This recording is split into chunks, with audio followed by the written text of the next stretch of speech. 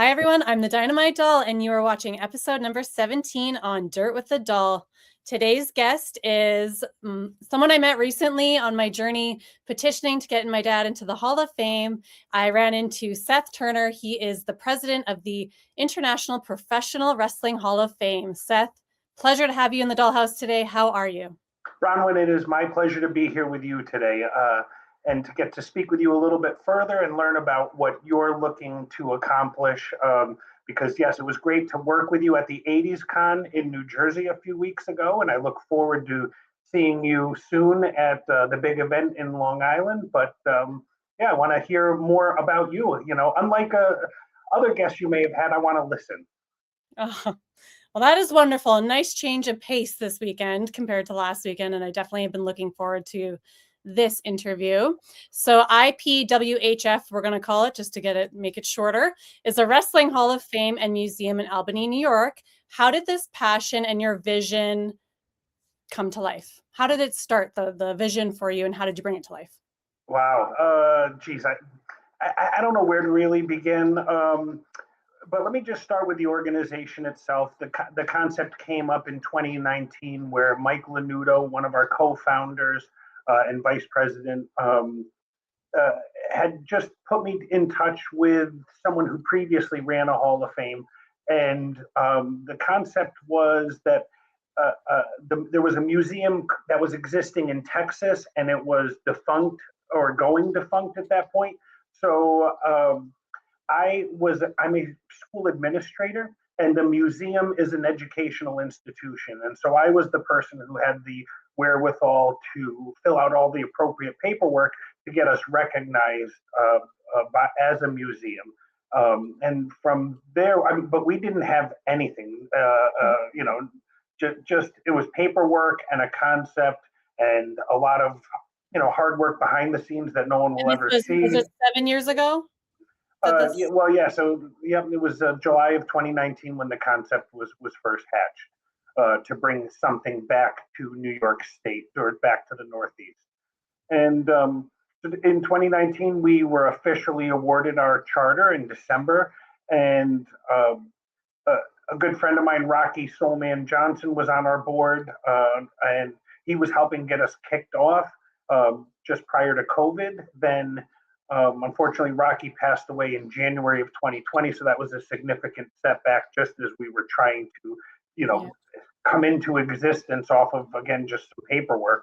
So then COVID hit. So we were getting, here we were an organization on paper and, not able to do too much at all for those first several years. And yet we kept trying to build capacity and awareness and let people know that we existed. And then we even had to roll the dice and establish our first induction. And that was at a time when we were still in lockdown. So we had to project 6 months ahead that we were going to be able to do this. And we did it.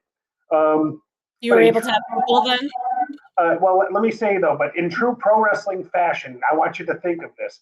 The promoter we were working with 1 month to go backs out, cancels every wrestler who we had lined up, and then tells them to go get booked elsewhere. So now with 3 weeks to go, we pulled it off. We got a great group of people together. We held a heck of a great party. The Albany County executive attended that, and I hooked up him with Bushwhacker Luke, and Bushwhacker Luke took this politician under his wing, and before the night was over, he agreed to give us a spot in the arena in Albany, New York. So that was in 2021, and then in 2022, we opened the doors and had people like Ted DiBiase and Booker T and Dory Funk Jr. We had a great group of people, Bill Apter, J.J. Dillon, there to help cut the ribbon. And so that's when we really opened the doors as a bona fide museum. We had to overcome quite a bit of obstacles to get to that point. And so that's how we got to where we are, That's incredible that you even made it through COVID and all that cancellation. And so that shows a lot of passion and dedication on your part. And so were you born and raised in New York? I was, yes, I was born in Troy, New York. Let's go with that, which is a place where your dad would have wrestled back at a place called the RPI Fieldhouse in Troy. And I'm also going to tell you there's a classic story when I was a child. And I've told you I want to put you in connection with this lady, Rita Marie, who's the first female referee who worked in WWF in the 80s. And your dad and Davey Boy Smith once worked out at the gym in my elementary school, and we were little kids on bikes. And when the word spread around town that the British Bulldogs were at our elementary school working out, it was bike gangs that showed up. All we did was see them in the car with Captain Lou. They were nice and everything, but that was my one British Bulldog in-person experience during the heyday of what was the WWF. And we all, by the way, we all had bragging rights that the British Bulldogs worked out at our school. No kidding. Was that a video montage workout video moment, or guys pick up some tips? I couldn't speak to it. Again, we didn't see them in the gym. We saw them as they were pulling away. That's hilarious. When did your love of professional wrestling start? Around the advent of cable television coming to upstate New York. So my first memory was when we were getting cable television hooked up in our house for the first time, and I saw the Moondogs, Rex and Spot, and they were in one match. Then the following match had the Wild Samoans, Afa and Sika, and there were no humans that looked like that in the area where I lived, and so I was transfixed.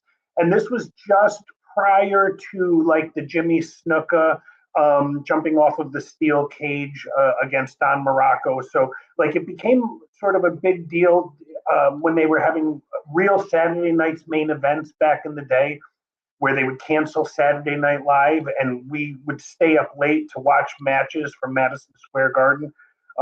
So it was, right in that era. Then, I distinctly remember Rocky Johnson and Tony Atlas winning the tag team titles. Then Hulk Hogan coming in and helping Bob Backlund. So right during that, it was sort of the creation of what became the WWF. We were watching that in real time, but it wasn't just that. Let me then go further, because if I could lead people through what it was like to be a fan of pro wrestling in the early and mid 1980s, you had WCCW started to get shown on ESPN television at 3 p.m. every afternoon. And that was like sort of mid 80s. So then at Saturday nights, 6:05 p.m. was must-watch television when we were watching WTBS and getting the NWA coming out of Georgia. Then periodically you'd get the UWF, which was the Midwest under Bill Watts, and that would show up periodically on different channels and then sometimes get picked up. So it was jumping around on the television dial. WWF was definitely jumping around on the dial as well. Sometimes it was Saturday mornings, sometimes it was the Tuesday Night Titans programming. There was all different elements, but we were also, as fans, I don't think we appreciated how lucky we were during that time. But we rode our bikes home from school to go turn on ESPN to go see what was going to happen with the Von Erichs and and then you'd watch, and Bruiser Brody would be on this channel, then he'd be on another channel, then you'd watch maybe something on the Spanish channel on UWF. So it was a crazy time. And then I'll also share that the value of print media during that duration and what we call the Apter mags. And I'm so blessed to have Bill Apter as a friend. And by the way, I know you got to meet him in person in England of all places, which is so cool. But the value of those magazines during that duration, both as fans and as the wrestlers, right? They all wanted to be on the cover or listed in there because we didn't have social media. We didn't have these, there were no dirt sheets during that duration. So kayfabe was alive and well. Yeah. So it was a great time to be a child and to be soaking all of that in. And then I then came into my 20s as ECW became what it was. right? So I, like most people, I got away from the real gimmicky characters of the early 1990s. I was just where I was in my life. But when ECW was coming along, and it was grainy television, and it was on late at night, and it was so violent, but you couldn't keep us away. If they were going to be playing anywhere in a couple hours, we were going to those matches. So that was awesome. Great time to be. So much history in New York and area. I've had Blue Meanie say the same thing to me. Like, you guys were spoiled with how much wrestling there was to watch and choose from, and how close the next. If you could go to New Jersey or Philadelphia, like there were so many options. 100%. So in the Albany area during that duration, and where we are, by the way, let me speak. The museum is located in the MVP Arena, which opened in 1990, and it was called the Knickerbocker Arena. Then it became the Pepsi Arena, then the Times Union Center, and now it's the MVP Arena. They've just sold the naming rights along the way. The first event there was Frank Sinatra in concert, and the second event was WWF. And I was there, third row. Undertaker was brand new as a character, but I remember the Powers of Pain being there, and just because I was third row talking trash. And I got to tell you were actually at the 80s Con when we just saw the Powers of Pain, and it was the first time that I got to tell Warlord the story, because I was talking trash and yelling at them from the third row, and he had that metal face mask, and he just turned and looked at me, and I sat down quietly and didn't say another word. A little scared. Yeah, and he still has that effect, So did you witness wrestling at Madison Square Garden as well? I certainly did. More into my 20s, when I was old enough to go down there. But I got to see unique things. Like, I saw WCW play at the Felt Forum, which is part of Madison Square Garden, but attached to it. And so not only would we go down and try to catch, WWF events, and by the way, we would go to like White Plains, certainly to Poughkeepsie, like where I was last night. But yeah, going to Madison Square Garden is always cool. I prefer to go catch a train, and you come up in Penn Station, and you're right there right in the arena itself. And there's nothing like, a show at MSG. Yes, I have my Madison Square Gardens cup today. I thought it was fitting. It was August 30th, 1982, with Tiger Mask and my dad. This cup. So New York has so much history. How has this influenced wrestling history, that is? How has this influenced your own perspective on the foundation? Well, let me say that what I've recognized with again, I'm an educator by trade, and so there should be no end to the acquiring of knowledge, because as the famous Roddy Piper said, just when you think you've got all the answers, I've changed the question. And so I'll speak to some things that even relate to you and to your lineage as well. So I start off knowing only the WWF product, and then you believe all the kayfabe. Then you begin to think, well, it's all fake as you become mature.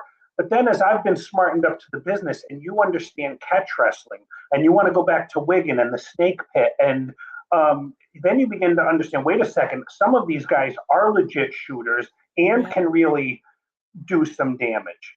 And so I'll share with you that I got smartened up by Rocky Johnson, who got smartened up a lot by High Chief Peter Maivia on, what we call catch wrestling, but sometimes there's not even names for what these things are. Yeah. And while other individuals may do freestyle or Greco-Roman or even UFC, which has some 49 rules, we're talking about fighting where there are no rules and where there's a desired outcome to cause harm. So you begin to realize, now there are some that are just performers, but there are those who are in the business who can legitimately shoot, and at any time cause legitimate harm if they choose to. And from the Carl Gotches and the Billy Robinsons, and certainly again your lineage. I was Harry Smith, absolutely. That dude is 6'5", 275 pounds, muscular, and trained in, With Carl couch wrestling. Yeah. What else do you? If you know what you're talking about, you know and understand. Don't let your mouth write checks your butt can't cash. Yeah, watch out, Jock. Well, May 30th. So no, sorry. Do you have any hidden gems in New York as far as wrestling venues go? well, certainly, like I was at one last night. Again, I'll always speak about the Mid-Hudson Civic Center, which also, it's now referred to as the MJN Center. I won't try to pronounce it. It's named after an individual. I can't say it, but because that's in the 1980s where WWF was filming their television. A lot of it, except when they were in Allentown, Pennsylvania, but a lot of WWF TV was there in Poughkeepsie.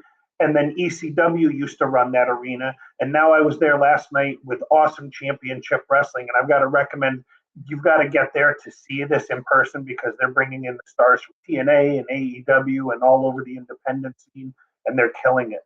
Is that like a go-to venue for them, or? What, pardon me? Is that a go-to venue for them when they're? It is, yes. Yeah. I'd love to check it out. Yeah, I'll put you in contact with those guys and who's behind the scenes and that, because you'll want to see it. Also in New York, there are things like the Glens Falls Civic Center, where if you lived in the sort of what we call the Capital District, and if you got to see Hacksaw Jim Duggan at the Glens Falls Civic Center, that's his hometown. I mean, that's like, there was no bigger rock star than Hacksaw during that heyday of WWF, and to go see those matches.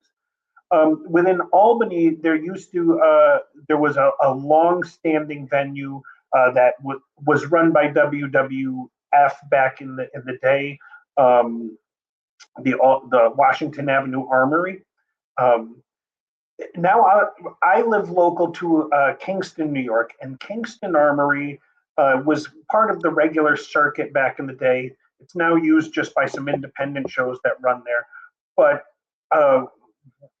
there was some really cool vignettes filmed in the balconies there. And it's a famous clip. And when you go there, the ghosts are still there because it was Classy Freddie Blassie and Gorilla Monsoon and Ernie Big Cat, Ernie Ladd, and Pat Patterson, and they were filming the vignettes where they were passing the baton to the next generation. And you can sit in the exact seats where you hear Classy Freddie Blassie and Gorilla Monsoon talking it through. And it's old and creaky, and but it's goosebumps. I'm getting goosebumps telling you about it, And I only go there to watch, like, it's Gino Caruso, who runs some independent shows, which are great opportunities for up and comers. It'll be like run by the Italian American Association and things like that. So, and by the way, I love supporting the independent scene, and I've got to encourage everyone to please go out and do that, because that's where tomorrow's stars are out there today, and you can see them in person and get to know them. And when you do that and they become big stars, you already know them and you're friends with them. Yeah, more up close and personal. I love the indies as well. It's like front row. You're not in a big line to meet them to get an autograph, and it's where it all begins. You're right. I love it. Yeah. Have you been fortunate enough to watch wrestling in other countries like Mexico or Japan? I wish, not as of yet.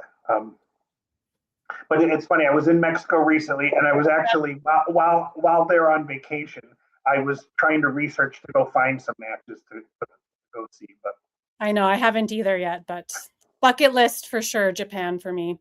Who's your all-time favorite wrestler and favorite era? Okay. I can't. I guess let me give you the top. I'll go with like the top 3 or 4 because I don't want to limit any one thing. I know. Yeah. But let's see.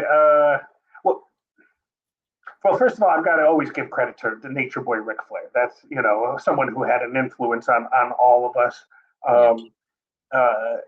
From a personal level, and just because he's a good friend and he's someone who smartened me up and taught me quite a bit with Rocky Soulman Johnson, and with him his tag team partner Tony Atlas, who's now a very dear friend and someone with whom I regularly keep up with. And I, whether or not favorite, but I'm going to say toughest person I've ever met is probably Dan the Beast Severin, because you know it when you see it in someone, and Kurt Angle. I'm going to put him on that pedestal for being that gold medalist and legitimately a great wrestler, and then someone who transitioned and became a great pro wrestler as well. So I know it's kind of messy answer to what you were asking. That's all right. So 80s, 90s are probably your favorite era? Absolutely. Yeah. Absolutely. Were you a wrestler yourself ever? I was not. I'll circle back to that in 1 second. What I'll tell you, the best match I ever watched was in the 90s, the best match in person, and that was Jerry Lynn versus Rob Van Dam, and it was at ECW in Poughkeepsie. And those two guys tore the house down in person. To go back to, am I a wrestler? No, not whatsoever. I'm not going to pretend that I am. I've done some things in the ring along the way with some pretty big names and done some cool things. But during my era, you couldn't break into the business. When I was a young man, go back. So I graduated high school in 1991. If I was in upstate New York, there was no school that I was aware of. There was no way to break in that I was aware of, I guess. And I had to go make money. I had to work and continue to try to thrive. Then as I got smartened up to the business, I kind of was glad, because I can't deny if I would have been in that era as well, that was a dangerous time in which certainly steroids weren't even illegal in certain areas and things like that. So people have to remember, we can't judge from today's lens what was going on in yesterday's era. But whether it was performance enhancing drugs or the painkillers or the uppers, the downers, whatever, I would have been right in that time frame when we know that we've lost, quite a few wrestlers as a result of it. And so I think God steered me in a particular direction at a particular time, and then in the most abstract way brought me back to being involved in pro wrestling. And the so perfect way. Yeah. Keep your body intact. I don't know what to. I have nothing but love and respect. But again, if I would have been there from 1991 to years 2000, which would have been that time frame when I would have been in that prime era, I know how crazy I was to start with.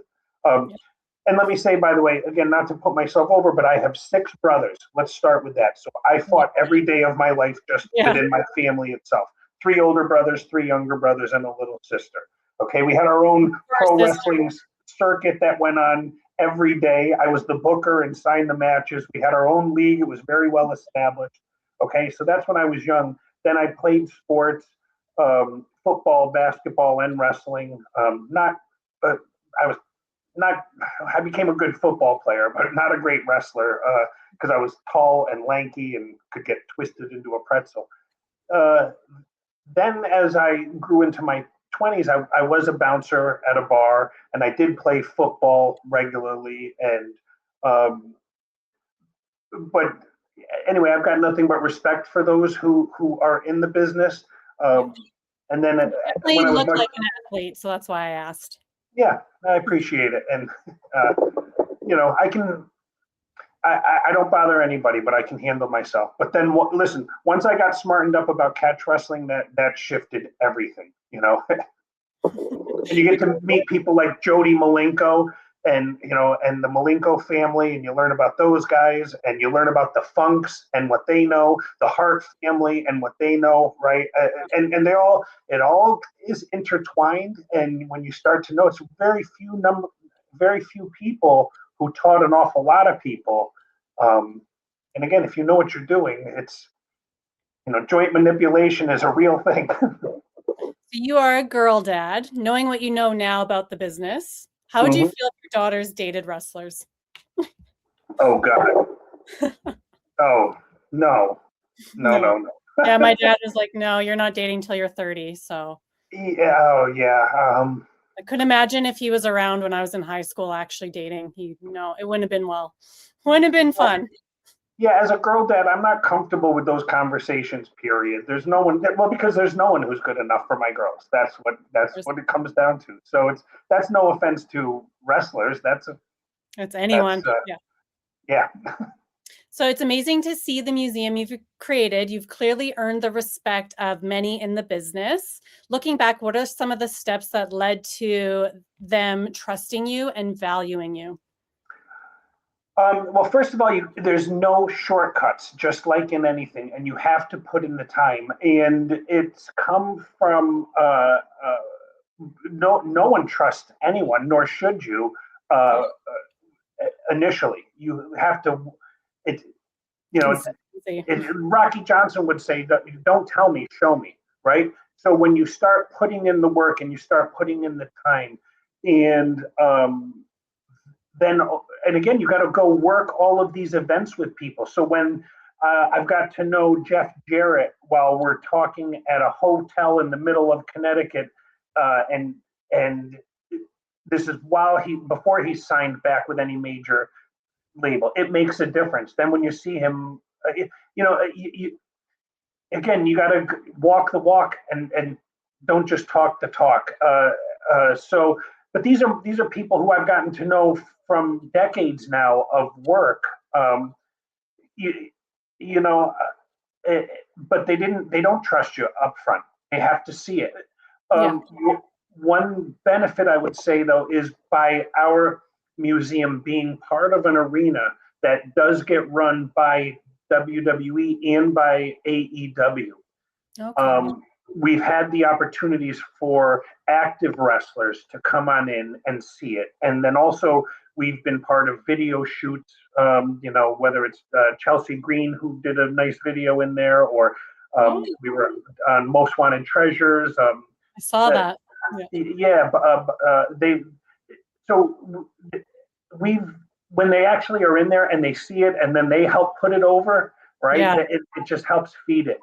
But also, like when you and I met and we were there at an '80s convention. When I've got Johnny Rods who's introducing me to the other wrestlers who were there, and it makes a difference. Yes. And in the business, there's a lot of people I don't want to work with too, and I'm just not even going to bring it up. But okay, maybe I worked with them one time and they're like, oh, why don't you call me again? Oh, Yeah. no problem.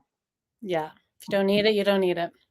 What That's did yeah. Chelsea do in there? Was she just filming? Oh, yeah. Back in November, she came in and she was complaining about not being in the Hall of Fame and threw a fit, and then I had to have her restrained and removed. Oh, nice. I'm gonna have to pull that one up. Yeah, She's it was great. on her. It's on her Instagram. They used it. Yeah, go back to November whenever they were in there. So Yeah, she did her training in Calgary with Lance Storm. So I saw her in the Indies here when she was just up and coming. So it's been great to watch her grow. Absolutely outstanding. Yeah, she's a great character. So yeah, go back in November. You'll see her. She got a little handsy with me, and we had to have her removed. And we banned her for a while from the museum. Yeah. I've definitely seen her having those types of fits. So yeah, I might have even seen it. Yeah. Have you ever attended a WWE Hall of Fame ceremony? Yeah, yes, I have several. I have to give credit first of all, Mick Foley. As a supporter to our museum has been instrumental, but not only that, as a personal friend. And he's someone who really, his story is so intertwined with the museum. Okay, so let's make sure we go back and talk a little bit about Mick Foley. But we had gone to his Hall of Fame induction in 2013 down in New York City at Madison Square Garden. And along with him getting inducted that night this is crazy, but Bruno Sammartino, Bob Backlund, Trish Stratus, and Donald Trump. So started lineup. Quite a lineup. So I was at that Hall of Fame induction, which was done separately. That was on a whatever it was. It was separate from WrestleMania, but WrestleMania was then the next night. Yeah. Then I went to the Hall of Fame at WrestleMania 40 in Philadelphia, which they did on a Friday night at the end of NXT. So that's when Paul Heyman got inducted, and The Rock recognized Muhammad Ali with the People's title. And so it was and let's see, I know a few other people, and I don't want to. I apologize. I'm trying to. Got to think who it was, but hey, your memory's better than mine. You're doing great. I'm trying to think what that gentleman's name was, because it was Edge and Christian. No, not Edge and Christian. Anyway, it escapes me. But they did also recognize Bray Wyatt at that one as well, and brought out the whole Wyndham family, and that was a pretty moving moment. Oh, that's awesome. So when you do your ceremonies, what do you hope to achieve with each event? Like, what is your goal? Well, the mission of our organization is to honor and preserve the rich history of professional wrestling from around the world, and so that is always the goal. And what we like to do is highlight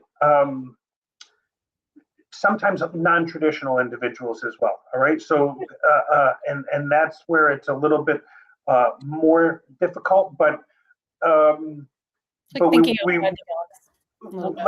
we like to put people over basically and help highlight them, and that's as much the goal. So not only we want to recognize them for their careers, but but I realize I'm stuttering because my brain's ahead of me here.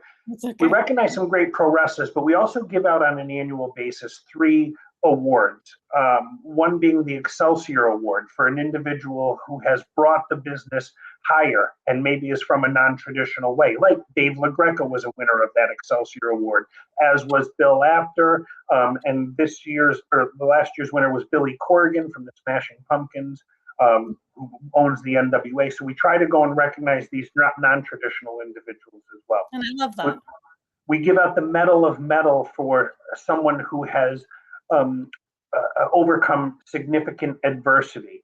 Sometimes it's an illness, whatever it may have been, but it's someone who's been involved in pro wrestling or who has relied on pro wrestling, but they've had to overcome some significant adversity. And so that award is one of the more meaningful ones, and we give that in a variety of different ways, whatever is appropriate for that individual.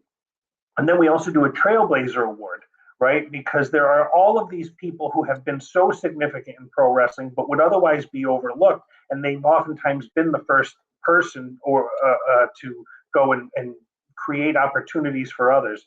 So like that's where we've recognized Teenie Jarrett, and that was based on Jeff Jarrett telling me about his grandmother, learning a little bit more. Jim Cornette helped out with that, and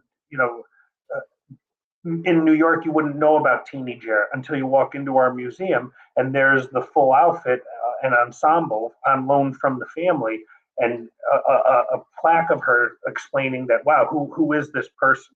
And so we want to continue that educational aspect and let people continue to learn. So that when they walk in and they see those bronze plaques, they may not know who Frank Gotch was from the early 1900s. They're not going to know who Ed Santel is from the early 1900s. But then they'll go and research and realize, wow, these individuals have made such influence that still permeates what we're doing today. So, it's imagine someone coming in and seeing Andre the Giant for the first time. I mean, it could happen. So that's super cool. I love that so much. So do you guys, and you do those 3 specific ones every ceremony? We do, yes. Yeah. And is it yearly you do your ceremonies, your inductions? Yeah. But we've had to, with COVID. Again, we've always had to think creatively. Like in 2024, Kurt Angle was not available during our induction, so then we held this very special event at the museum just for him. Worked out to be really well done, and so we've actually liked that, So, but then You always do different, maybe. Open for ideas. Yeah, we've got to try things out, and not be fearful or just stick to things because that's what's traditional. But in 2025, listen, we had Trish Stratus come and get inducted, and it was such an emotional evening. So there was Tito Santana and Tony Atlas and Johnny Rods um, getting inducted, and Trish Stratus was there. In person, but she was just kind of coming back into the public because her mom had been ill and I thought had passed away. Yeah. And the way she felt about being there and being part of it and what she said about us and put us over, those are things that you can't replicate. And there's no greater value than to know that here's someone who's given so much of themselves, and we just helped a little bit during this time frame. And what greater friend, what a better friend to have than someone like Trish. Yeah, she's amazing. So if you could induct one fictional character into your Hall of Fame, who would it be and why? A fictional character? Yes. Someone who's not real? Jeez. I don't know. I'd like the Daredevil. It could be like Scooby-Doo or... I'm like, no, again, I'm a comic book person. I'm going to go Daredevil. That's my guy. A blind person who uses all of his other senses. Doesn't have real superpowers except for enhanced other senses. Too easy to go with like Superman. I don't know who I'd pick. Probably Strawberry Shortcake or something. Some 80s girl cartoon. I don't underestimate them. I've seen what the Smurfs can do to Gargamel, so I'm not selling anyone short. Who's one of the coolest wrestlers you've met, or who's someone that you've met along the way that maybe you thought you had a different perception of them, and then when you met them, they totally changed that perception? Because that happens to me all the time. Well, by the way, I think it's so important that anyone who has an interest in trying to do this type of thing, I've spoken about it. There are no shortcuts. You have to go put in the time and put in the work, because building up to it, it was when Triple H walked into the museum. The time was right for it. Okay, meaning I'd already given tours to a lot of people. I had everything down in my mind as to what the items were, what the artifacts were. You kind of knew what to do. But when he walked in with the creative team the first time, I got tunnel vision because you're understanding the magnitude of what the opportunity is, that, you're working with someone who's in charge of the WWE at this time and what that implies. And so it was good that I didn't just crap my pants and not be able to speak. I started getting through it. And then after the first 5 minutes, 10 minutes, we were talking like we were friends. Everything had evaporated to just us being two guys who like talking about the history of pro wrestling. And he loved it because we have a killer Kowalski set up there, and that's who trained him. And so now when we're talking real old school wrestling and just, again, getting along. But had I have not along the way worked at all of those events, all those independents, all of the meet and greets, and, rubbed elbows and become friends with, the Ivan Koloffs or the Goon, Scott Irwin, or, being at the table for breakfast with Tony Atlas and all of those guys. Like, you have to do all of those things and feel comfortable, and even begin to understand what the role is, and so.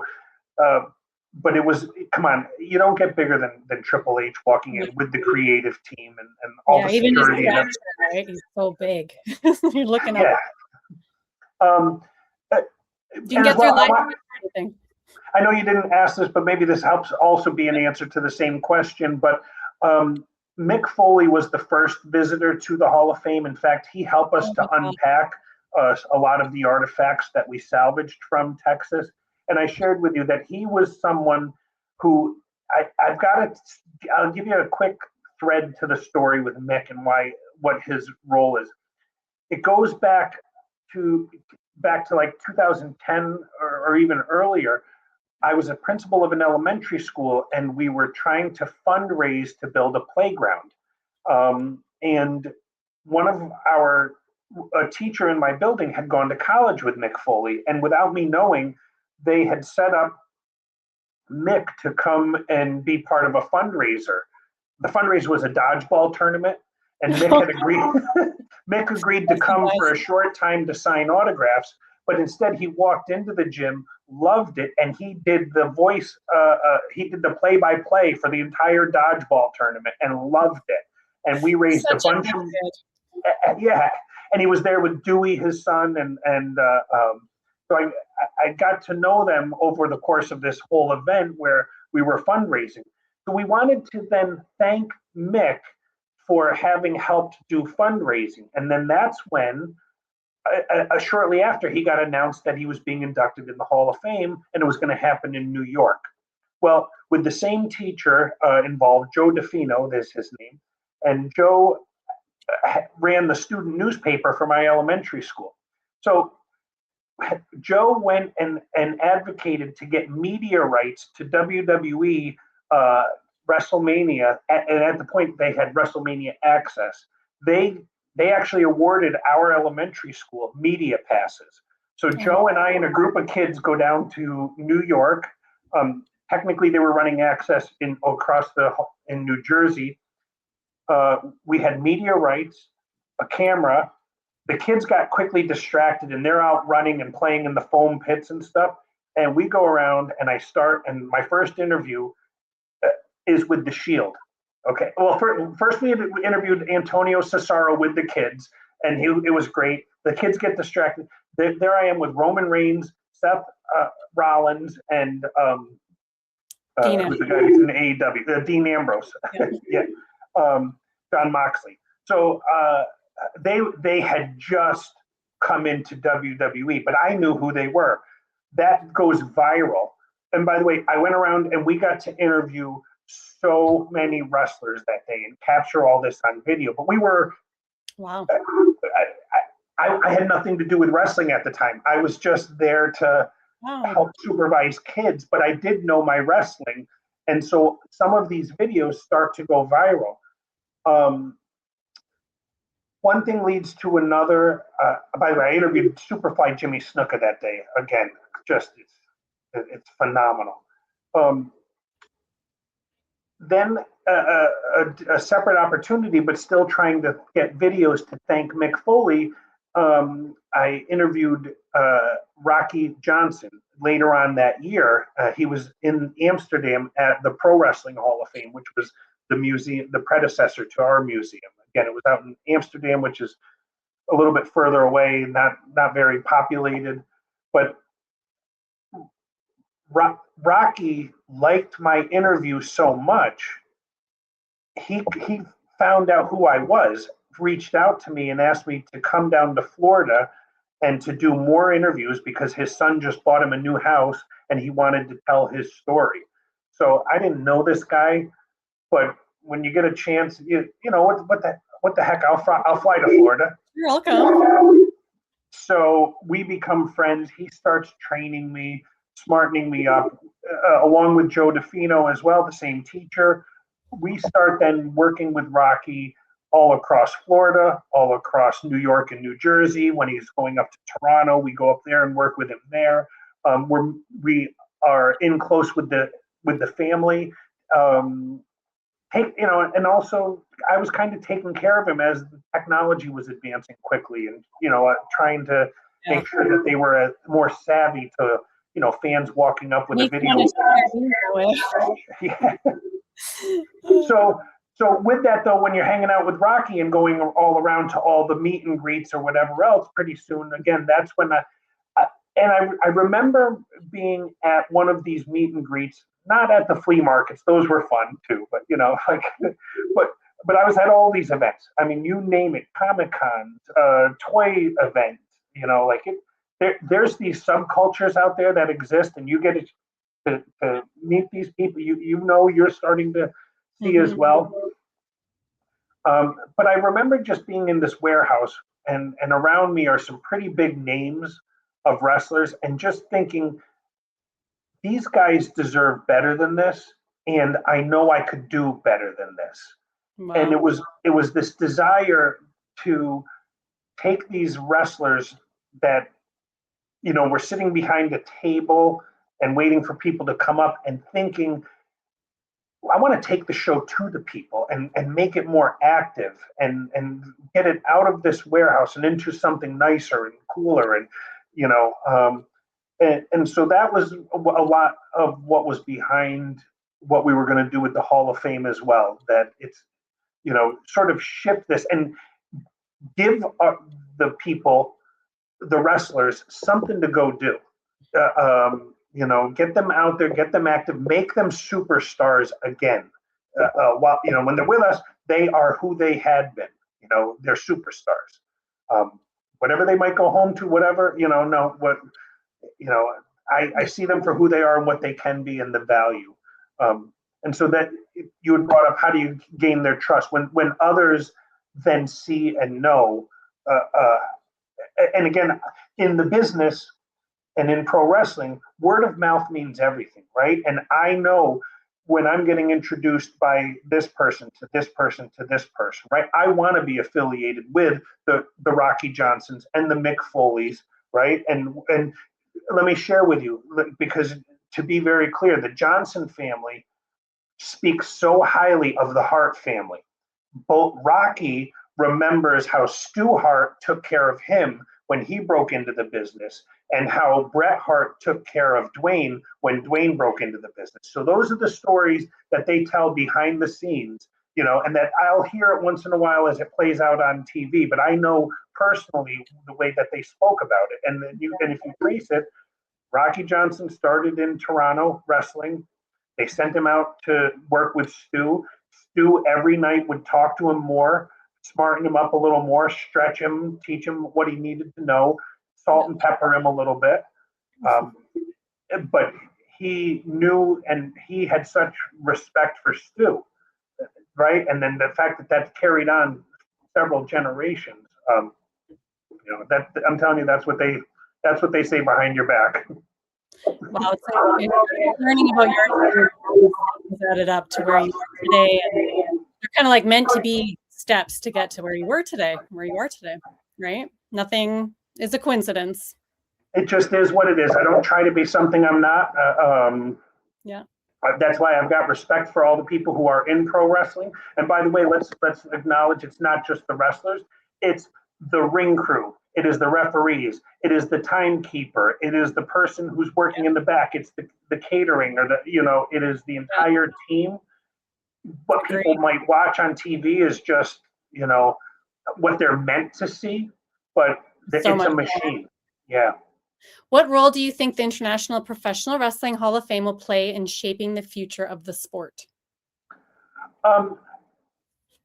I think that we're already having an effect and an impact by being a physical museum dedicated to pro wrestling. We bring back to life all of the individuals. Mark Henry articulated it best. He said, the vehicle to immortality is the Hall of Fame.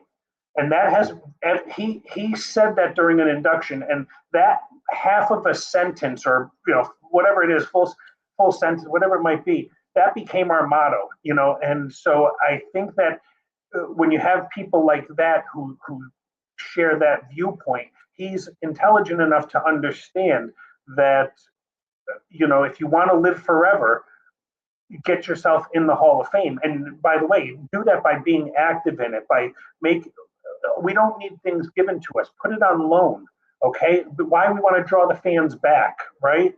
We don't need to own things in perpetuity. I love it when we'll maybe hold on to something for a year and then rotate it out of there, and then know that it's going to come back at some point. But I, as well, again, when Triple H walks in and he and I are discussing how they want to have their museum, and I'm making a job pitch for myself. Hey, when you open your museum, hire me, because I'm already out here doing this. You're already figuring out how to run it, and yeah, you'll be ahead of them. Well, so, and we have awesome bronze plaques that we hang up on the wall. That again, those will live in perpetuity, and tell the story for the next generation, and the generations after. That whoever this was, that was someone significant, and you should learn more about them. So that's what I mean. Is in the meantime, when we talk about your dad and the British Bulldogs, it evaporates except for those people who go to watch the videos. But imagine when you walk in, and I remember working an event years ago, and the British Bulldog's daughter had the setup of the British Bulldog stuff. That brings it back to life when people see the jackets, the ensembles. They say, all of a sudden it's something, So nostalgia. Yeah. What do you think what do you think is the lasting legacy of professional wrestling?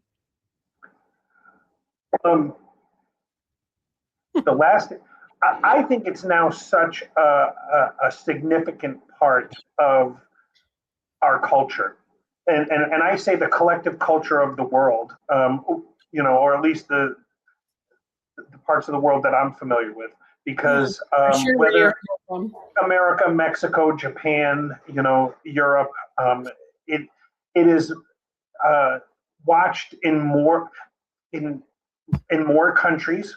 There's no off season for it, so it's universal. It's pro wrestling is in the earliest texts that exist, or wrestling of some sort. And by the way, when I say pro wrestling, and anybody, the more you learn, a lot of the fights in the 1800s were fixed, and probably the 1700s too. Okay, so people understand you had to work with each other if you wanted to keep making money. So anybody who says, "Oh, back in the old days when it was real," I don't know when you're talking about, but but I think the lasting legacy, again, it is such a part of our culture. I can't imagine when it wouldn't be part of the culture. That day may come, but it. No time. We're now in 2026. We're watching it again through it, where it is at that level that it was in the early 80s when WWF kicked off, during the Attitude Era of the 90s, and now we're in one of those golden ages again, when we're seeing WWE, AEW, TNA, NWA getting TV deals. No shortage of opportunities for wrestlers who are up and coming. Japan is still, an extremely viable place. I mean, so it's alive and well, What can be done, in your opinion, to ensure the health and well-being of wrestlers both during and after their career? I think we've seen some of these shifts taking place where it's fewer matches, and more time for these wrestlers to be home and to be with their families, versus, back when they were working 330 days per year, and sometimes 400 matches in a year, because sometimes you'd be wrestling two matches on a 2 or 3 matches on a TV taping and things like that. So I think that the off time is valuable for individuals for the recuperation and healing. I think I know I've heard you speak about it, and I'm very glad that there is attention given to CTE and to traumatic brain injuries, and that it doesn't even need to be a concussion. Any strike or blow to the head is causing harm, and it is in fact, the greatest work in that area is coming from Chris Nowitzki, who was a pro wrestler for a duration. He was a football player and a pro wrestler, and became a physician who researched it and has made changes, not just in pro wrestling, but in all sports. And again, Dynamite Doll, I'm going to share with you, going back, had I have been active during that era, that we discussed, I know I was playing football during that time, and if you got knocked out, you went back in the game. Like, maybe smelling salts or whatever, but yeah, you didn't, a concussion, we just treated it like it was nothing. and I'd had quite a few until then I got one that really rocked my world. Yeah. But as well, I think that if we were to see, I know there's the business models that are unusual, whether they're independent contractors and the health insurance coverages as well, but if the individuals are just healthier as a result, and that if they're allowed to recuperate, that leads to the less dependency on the drugs and other types of things. But I think we've also seen the culture shift where the wrestlers after the matches don't mind hanging out playing video games, where they used to be the politics that had to take place in the bar, which would lead to those incidents of bar fights and all kinds of stuff. Not to say that doesn't exist, and people will be who they are, but hopefully that's a good answer to your question, and that at least we're heading in the right directions, and that absolutely more CTE awareness is definitely a plus, and having to do health checks, like they often have to pass a certain test before they're allowed in the ring, and I think that's really great. So I'm happy to know that they're doing that. Yeah, and I would just hope that that there's greater training for everyone involved, because I know in Ohio Valley Wrestling there was just an incident which transpired, and that watching that made me go, okay, I'm gonna go. I need to redo my first aid, because I did it years ago. I don't need it for my job, but I'm going to go do it. So yeah, but ultimately, I think you just have to have individuals that have wherewithal to know and understand, situational awareness. Again, but also, anyway, I don't want to talk about that one particular, because, Bronwyn, I'm going to also apologize. When I had met you, the music was very loud, and you had said your name, and I was trying to ask how you pronounce your name, and I felt so bad, because I can imagine, as someone with a non-traditional name, you've probably had to suffer that your whole life, of someone saying, I'm used to it. I know, but I am someone who's intelligent enough that I can articulate things. I just couldn't hear it, and the music I didn't even notice. And I know, but I saw the look in your eye. So no, I'm just like, if you don't remember, it's okay. Everyone's like, I'm not going to remember that. I'm like, oh, it's fine. My mom is also a teacher, and funny enough, she's terrible with names, because she hears so many different versions of names. So she'll get it wrong. Like, say it's Christina, but it's actually Kristen or something like that. She'll always get it wrong. So I'm used to it. Can you tell me, by the way, about the mission that you're on? All right, because first of all, you ended up cutting a pretty good promo, that I shared on my social media, and I've done what I can to try to help heighten awareness to what you're doing. But by the way, kudos to you, because again, we'd known each other for about 2 minutes. Place was loud and noisy, and as soon as you discussed with me what your mission was, I said, wait, let's try to capture this, because I think it's pretty important, and you didn't have to explain it too much. Then I shot this video, and I didn't even know at the time, because it was so loud and distracting. Yeah. But once I replayed that at home, I said, whoa, she hit on some really great points and perspectives. So let me shut up and listen a little bit here. Oh, thank you. Well, I guess since my father passed away in 2018, it then was my mission to just keep his legacy alive. That was, shortly after that, we were in COVID. So I started doing podcasts. That's when I first did my first podcast, was during COVID. And I'm like, I'm just going to go on these podcasts and talk about my dad and keep his legacy alive. And then I started the Instagram page, and that was something that just brought me closer to him, kind of reminded me of him, and connecting with the fans that remember him. And so it was just kind of slowly building what I was doing and figuring it out. And I've always wanted him in the Hall of Fame. I'd always get asked on podcasts, but they're like, are you going to petition like your cousin did for Davey? And I always said no. I was like, no, I'm not going to petition, because I believe in when the time is right, it's just going to happen. But it just got to a point where, I don't know, I started my own podcast. We're currently in the works of making a movie on my father with UK movie producers. And I was just like, you know what? The time is now, and I'm going to take this in my own hands and just start petitioning and hopefully get him there. And I don't care how long it takes. And then I'll take whatever comes along the way, like all these conventions I'm doing and networking and, all these different, when you meet people, like I met you at the 80s con, and I met Tom D'Amico, who is, he's doing the Jumping Bomb Angels documentary.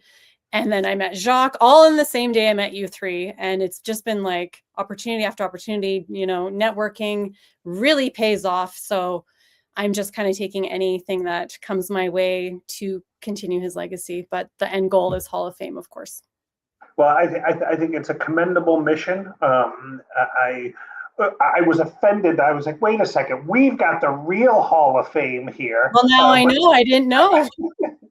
No, not whatsoever. By the way, no offense at all. Because first of all, I was surprised to learn that Dynamite Kid wasn't in the WWE Hall of Fame, and I think there's a lot of people who would feel similar. Like you just sort of. Everyone says that. When I was just in the UK promoting and getting people to sign, everyone's like, "He's not already in it?" I'm like, no.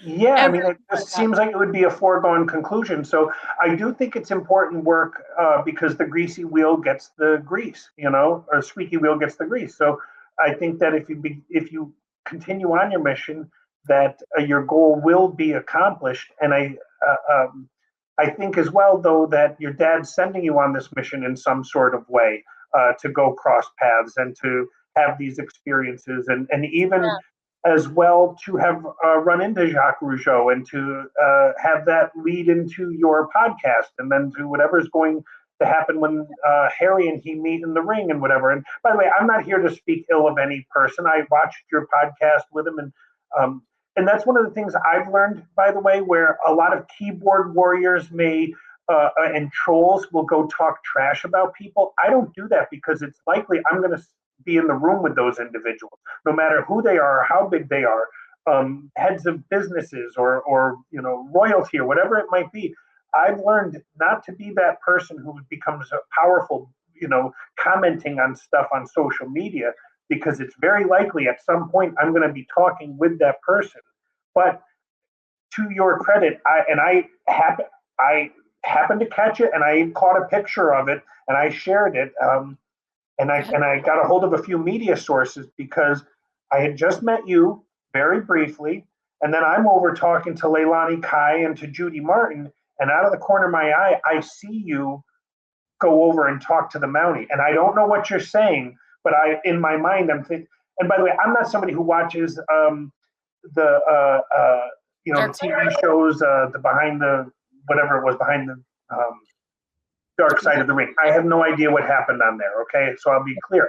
What I know of is the rumors I've heard along the way in the business. What are the stories, right?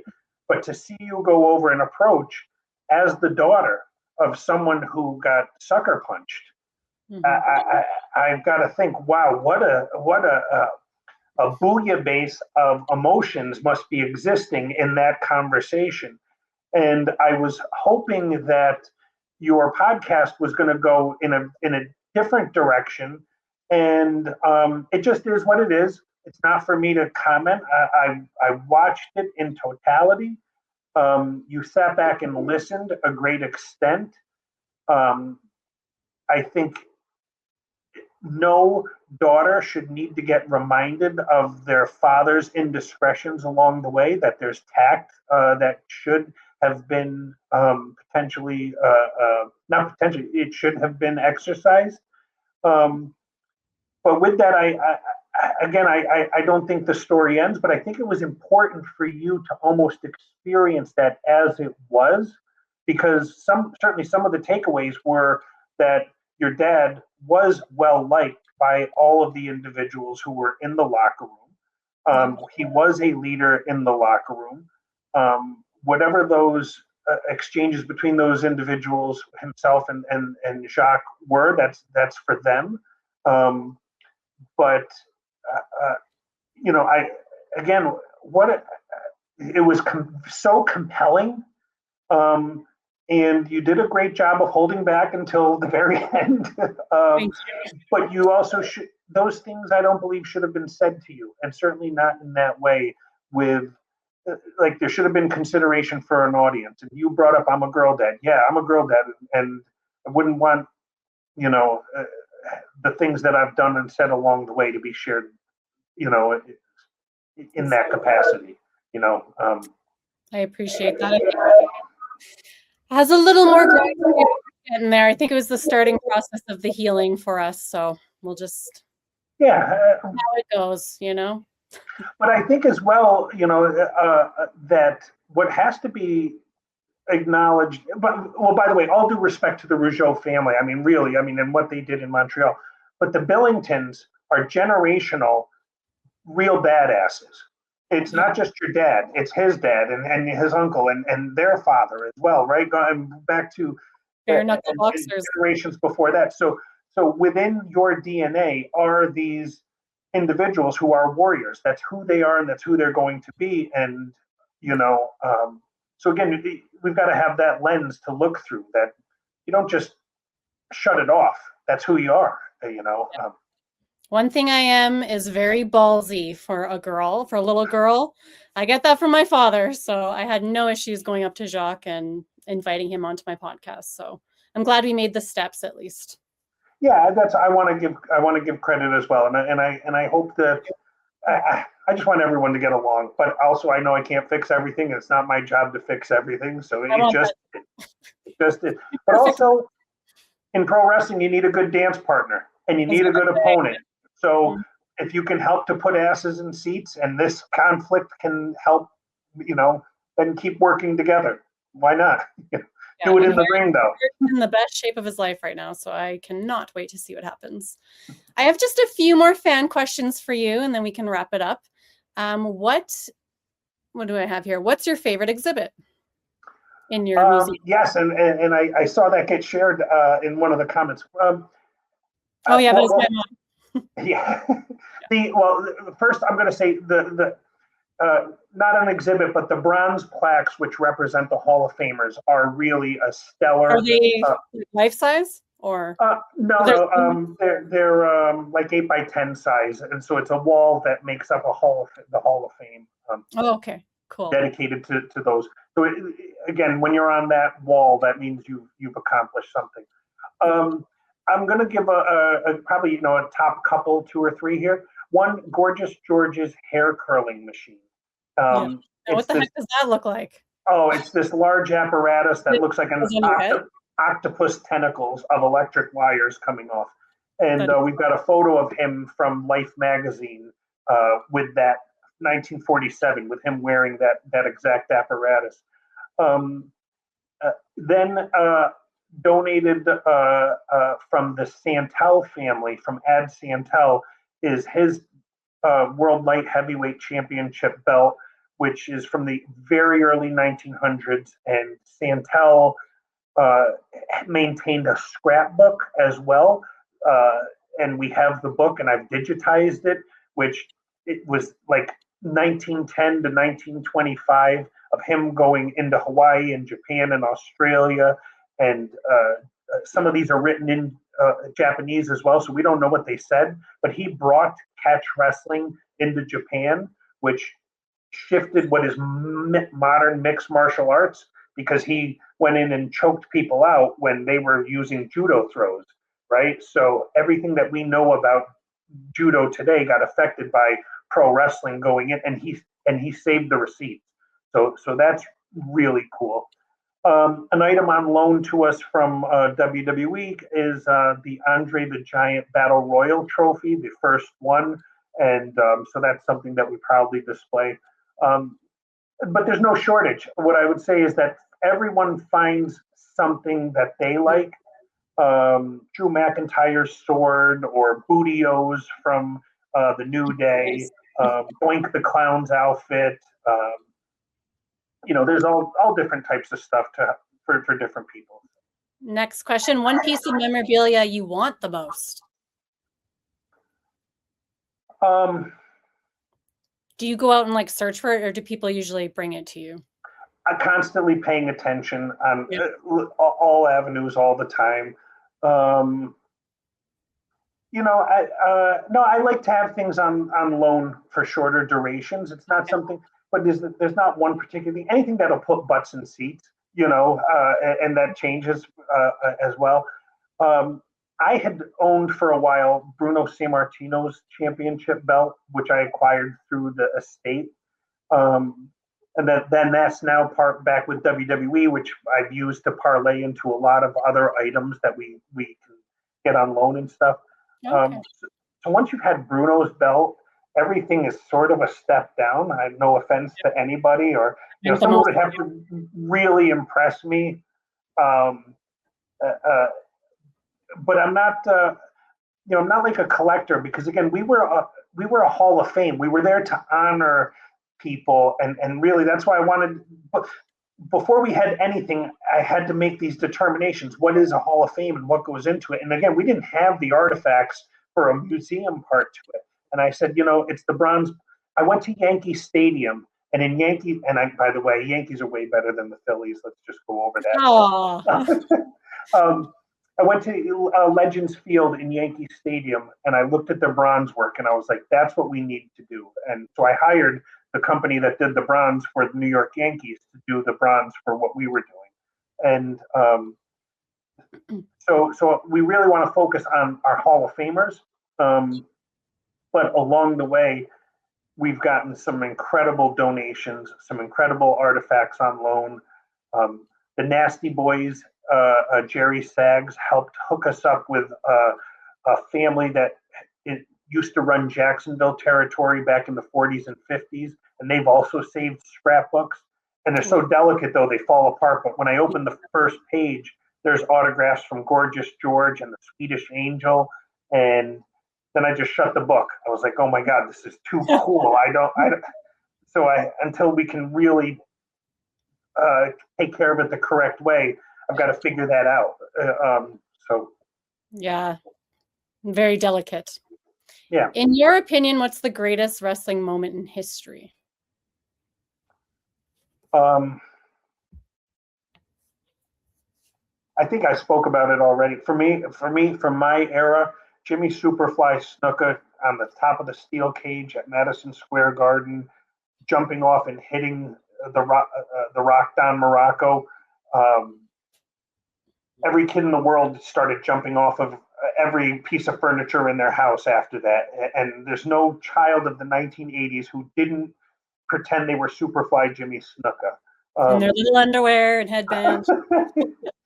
Of course, Mick Foley getting thrown off the top of the steel cage, then from The Undertaker. Again, that's just one of those classic moments. With that, by the way, we happened to, when this was a few years ago, and this is when WWE comes into town. What I like is when the crew comes in, and these are the guys that work on the ring crew and that work on the trucks, and they're behind the scenes. And we happen to have that video playing. And I think Triple H was even in there at that time. But with their stunt coordinators and all of the guys who work in the props department, and they were all watching those matches and talking about it from their perspectives. And that's like an incredible experience when you're with all the insiders as they're reliving things that they were there and were part of. And or trap doors and stuff. Yeah, and Bronwyn, I'll share with you as well, where the fans come to the 80s convention and they get to see one perspective. You and I kind of being a little bit behind the scenes, right? How much fun is it to see Demolition giving hugs to the Powers of Pain because they haven't seen those guys, or all the Ted DiBiase and all of them visiting, hanging out with each other. And I began to recognize that I had this access, and I've started to capture it and share that a little bit, because I think the fans really love to see those guys in that light. But I'm also very discerning. I never put the guys in a bad light, and that's the key, right? Put the camera away when it's not appropriate, or delete it if you caught something. Yeah, it just makes you look bad if we do that, Yeah, because if someone might use a term that's outdated or that's inappropriate or whatever, and you can go and you'll get a bunch of likes or clicks or whatever else. That's not what it's about. I'd rather not do that. And that's, again, you would ask, how do you build trust? Well, now when they see, oh, wow, that's the guy who put out that video that got seen by a couple million people, and but again, I always do it with class, and I agree. Gotta think things through. Pardon me? I said, you got to think things through. I always do that. Like, when people comment bad things about my dad online, I'm used to it now because you have to build a thick skin.